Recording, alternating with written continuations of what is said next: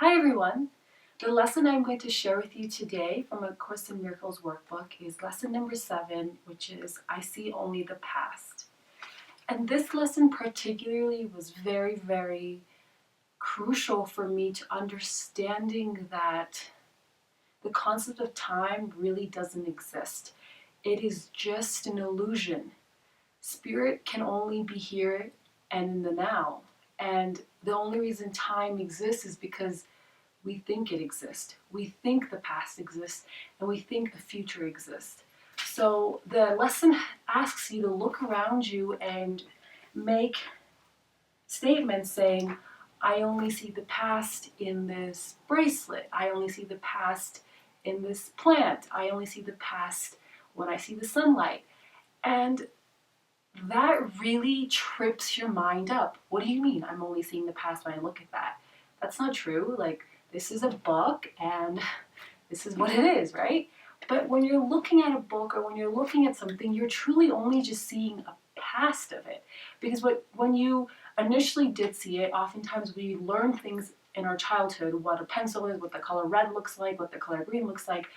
Our mind takes snapshot images of it and stores it in our mind, and that becomes the programming or the subconscious mind, right? So when we see something again, oh, the reason we know it is a cup because we've seen it somewhere in the past, so automatically our mind knows that, oh, that's a cup. We don't need to relearn what it is. So what we're only doing is just remembering the past. So we may not even know what this cup looks like today because what we're seeing is just the past of this cup. Help us make sense.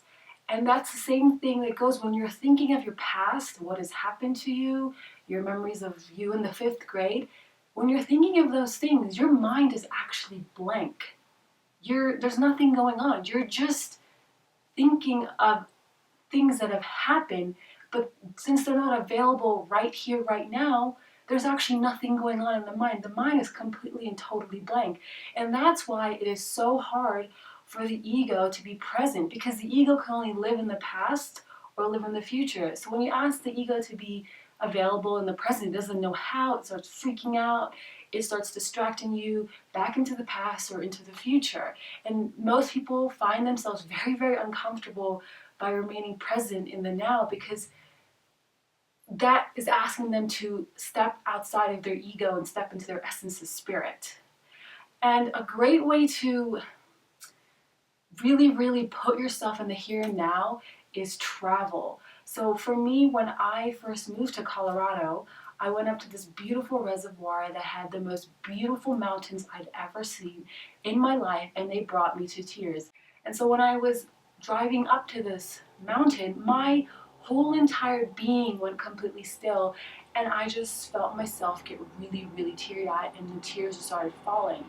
And why? Because I was bolted or throttled or pushed into being in the present moment, that I was so present with what I was experiencing, what I was seeing, that my mind was completely blank, completely empty, and I was just the experiencer of what I was seeing, and there was no filtration, there was no attachment, there was no thought that was trying to justify or judge what I was seeing.